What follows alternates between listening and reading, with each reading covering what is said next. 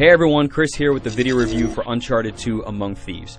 Now, Uncharted, the original game, is pretty much synonymous with the PlayStation 3. If you buy a PS3, you're going to get Uncharted.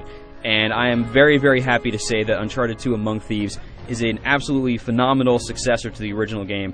This game basically picks up about a year later after the first game. Nathan Drake is, of course, on the scene again. Sully's back. Elena's back. And what's really cool about this game is it's basically a globe-trotting adventure instead of just being stuck on an island. Nate is going around to find Marco Polo. That leads him to going to find other treasures and other kinds of stuff that I'm not going to spoil for you. But this is a much bigger experience than the first game, with a very well-told story and fantastic action all around. Chloe, this isn't just a dagger. It's a key. Well, let's find out what it opens. So as I mentioned, the story this time around is very well told. The cutscenes obviously are great once again. They were fantastic in the first game. They're very well done here also. And once again, the voice acting is stellar. We have the same people from the first game with an expanded cast. Everybody is great this time. What's your angle on all this misery? You gonna plunder a few temples, loot the museum? It's nice to see you two. The first game was, and still to this day, easily one of the best looking titles on the PlayStation 3. And Uncharted 2 looks even better. Again, the first game still looks really, really good, but when you see this, it is mind-blowing in some of these scenes about how good it looks. The texture detail is phenomenal. You know, it's just a level of polish that is practically unseen in games even today. One last thing that I do want to mention about the presentation for you fortune hunters out there is that, again, you can find treasures on the ground. Once you've beaten a chapter, or at least gotten to it, you can choose anywhere that you want to go. So you can jump right back in there and find it, which is really good for you fortune hunters.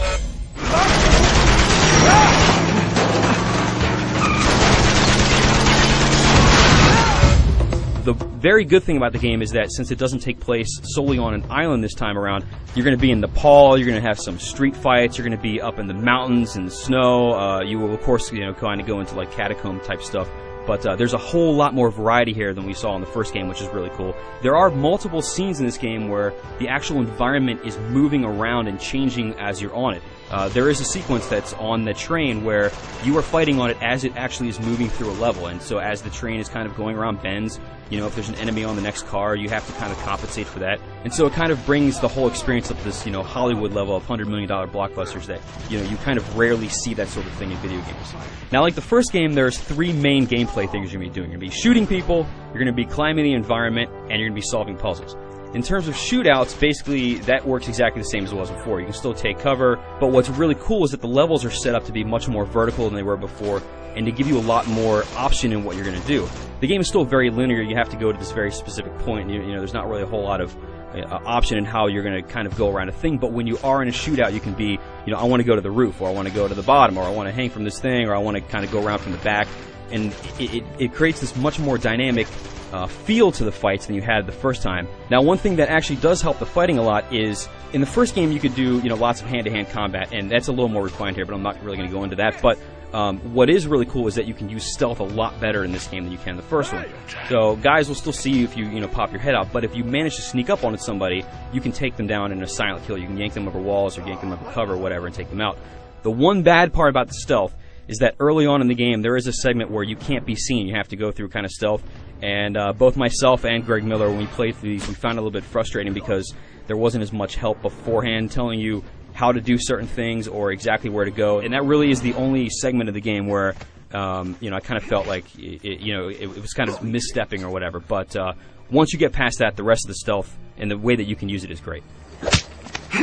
Lights out. For the puzzles this time around, without actually counting them, I would say that there are less than in the first game. However, the mix of time you're going to be spending is about the same. The way that they're handled this time around, and that they're bigger in scale, they're more intricate, and for me, they were more fun. Now, the big new thing for Uncharted 2 is that there is online play this time, both versus and co-op. For versus play, you get a whole lot of stuff. You have like team deathmatch, and you have elimination, and you have capture the treasure, which is basically capture the flag. What's awesome is that the gameplay you get in the single-player game translates perfectly to online. So you can climb the environment and go up to the roof, or you can hide behind stuff and take cover and all that. So what you learn to do in the single player translates perfectly over to multiplayer, and if you use it well, it will give you a huge advantage. Now, along with versus, there's also the co-op mode, which is not going straight through the story.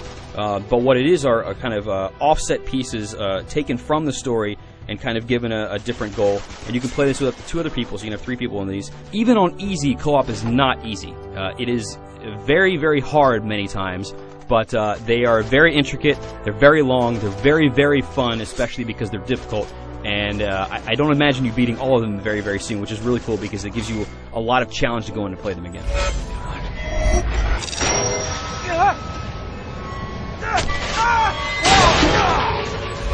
Overall, Uncharted 2 Among Thieves is a fantastic game.